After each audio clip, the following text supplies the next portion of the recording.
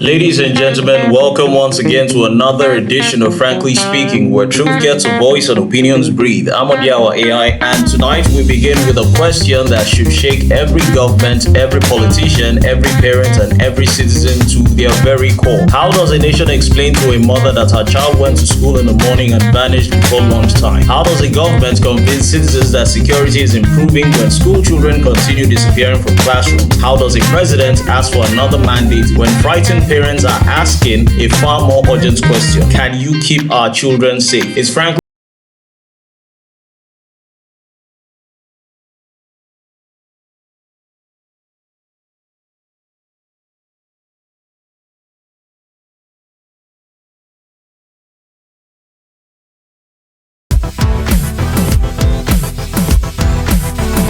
Welcome back.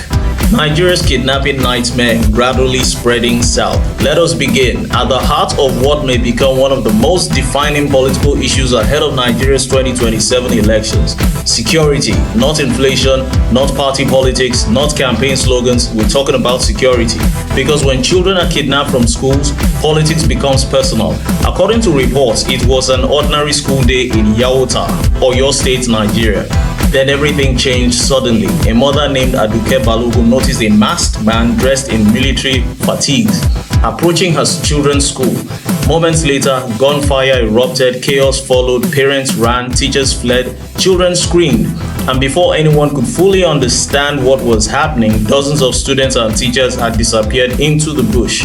Among them was her 8-year-old daughter, Kausarat. Imagine that moment. Imagine sending your child to school. Imagine expecting them home from lunch. Imagine waiting endlessly, then realizing they may never return. That is the reality many Nigerian families face currently. Now, this is the Southwest Shore. For years, kidnapping was often viewed as a problem concentrated in northern Nigeria and parts of the Middle Belt. The narratives were familiar: bandits, rural attacks, school abductions, ransom negotiations, government promises, and then another incident. But something different is happening right now. The crisis is moving, the geography is changing, and that should terrify policymakers because Oyo State is not supposed to be one of the Nigerian kidnapping capitals of Nigeria. The Southwest has long been perceived as relatively safer than many northern regions within Nigeria. That perception is now under assault, and perception matters because investment follows confidence, economic growth follows stability, businesses follow security. When security weakens, everything else eventually follows. Now let us look at the political implications here. President Bola Tinubu came into office promising stronger security, but to be fair, every Nigerian president in recent memory has made similar promises. More soldiers, more police officers, better equipment, better intelligence, better coordination. Yet here we are, years later, still discussing school abductions, still discussing ransom payments, still discussing communities abandoned by frightened residents. The opposition will undoubtedly seize upon incidents like the Oyo abductions, and they will ask a simple question: if children are no longer safe in classrooms, what exactly has actually improved? Now, supporters of the current administration will argue that insecurity is a decades-old problem. They are correct. The roots are deep, the challenges are complex. No president inherited a clean slate, but elections are rarely decided by historical explanations. They are often decided by current realities, and the current reality is that frightened citizens tend to vote emotionally, not academically, not historically, but emotionally. Looking at the human cost, let us never become so obsessed with politics that we forget the human tragedy. Look at what was left behind: school bags, books, food flasks, water bottles, children's shoes. Think about that image. Those objects tell a story. A school bag does not understand politics. A child's shoe does not know about elections. A lunch flask does not care about party affiliations. Yet all became silent witnesses to national failure. This is where statistics stop being numbers and start becoming people.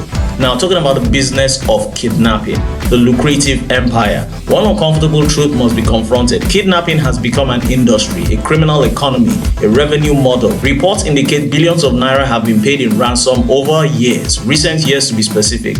Whenever kidnapping becomes profitable, it expands. When criminals see money, they recruit, they innovate, they spread, they copy successful tactics, and eventually new regions become targets. That is precisely what appears to be happening right now as we speak. The danger is not merely today's kidnapping, the danger is the incentive structure that encourages tomorrow's kidnapping or abductions. Now, talking about the 2027 election question, mark my words, by 2027, the defining campaign question may not be who can transform Nigeria. It may simply be who can protect Nigerians. That is a much harder question, and it is one every political candidate will be forced to answer, because parents vote, teachers vote, farmers vote, and even the victims vote.